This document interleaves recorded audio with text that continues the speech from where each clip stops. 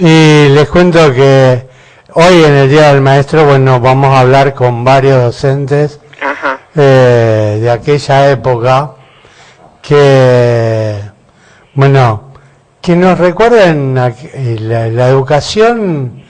¿Cuánto hace que se retiró? Usted nunca se retiró. Se debe haber retirado hace poquito, porque No, siempre siguió en la actividad. Yo me jubilé de mi cargo de inspectora en el 1999. Sí, bueno, pero Y después después quedé siguió. con unas horas de cátedra y eso, pero ya también hace bastante que las dejé ahora. Mire usted. Sí. Estamos hablando con Lidia Grosso, una grande de la educación en General Rodríguez. Cuéntenme, a ver, ¿cuántos años tenía usted cuando empezó a ejercer? 18. ¿Y a dónde? Primero cuando tenía 18 hice 2 suplencias breves en la escuela 14 de Rodríguez, que era una casita perita, Sí, sí. y en la escuela 15 de las Malvinas, que estaba recién inaugurada. Mire usted. Donde allí tuve una directora que me enseñó todo lo que uno no aprende en el magisterio de la parte administrativa y demás, y que tiene que saber para ser maestro, Sí. con un amor y con una dedicación, que era la señora de Hernández.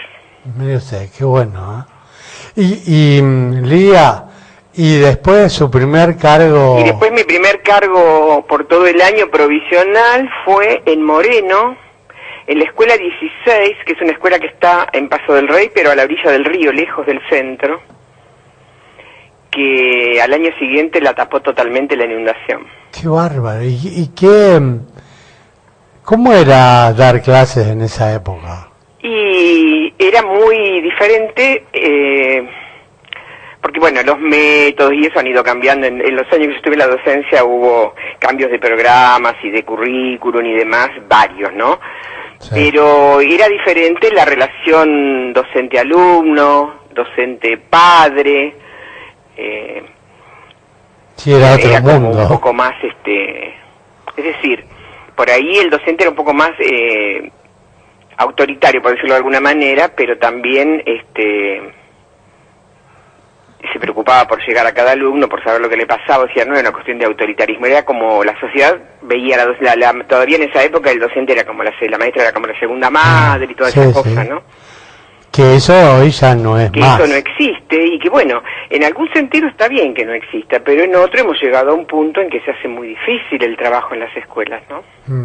¿Y acá en Rodríguez su primer cargo? Y mi primer cargo, porque yo después titularicé también en Moreno, y después ya concursé y ocupé un cargo jerárquico, y después mi primer cargo así que con continuidad en Rodríguez vine como así cuando el proceso. Yo había concursado para jefe de filial de psicología y tenía la cabecera en San Miguel, y el proceso cerró las filiales directamente. Entonces ahí yo, desde mi cargo titular de asistente educacional, entré a la escuela 9 de Rodríguez, Ajá. en el edificio viejo también. Qué bárbaro. ¿Y anécdotas? Y anécdotas mil. Ahí en la escuela 9, por ejemplo, el edificio era viejo, pero había un clima de compañerismo con la directora, los docentes, había una preocupación por los chicos. ¿Ya estaba Clara Micoay? Sí, hacía rato que estaba Clara ya. Qué bárbaro. Sí, pero era un lindo, y bueno, y a fin de ese año se llamó a concurso para la Secretaría de Inspección, y yo me presenté y lo gané. Mire. Así que ya después fui secretaria de Inspección de Rodríguez varios años. ¿Y qué recuerdos tiene, a ver, de algunos docentes así? Bueno, yo tengo varias de mis maestras de primaria vivas, Sí, sí. y por ejemplo la tengo a Pocha Verse, que yo le digo a la señorita Pocha todavía cuando la veo. Sí, ahí la tenemos pronta para llamar. Y a Chillita Picabea, y a la señora de Sarlenga. Y bueno, esos son maestros o docentes con mayúsculas, ¿no? Y después, cuando yo ya empecé con los cargos jerárquicos y demás, hay una persona que siempre consideré yo que fue como mi madrina en lo pedagógico, ¿no? Que es la señora de Banchero de Luján. Ajá. Esa es una mujer maravillosa como docente y como ser humano, y aprendí mucho de ella. Qué bárbaro, qué lindo. Sí.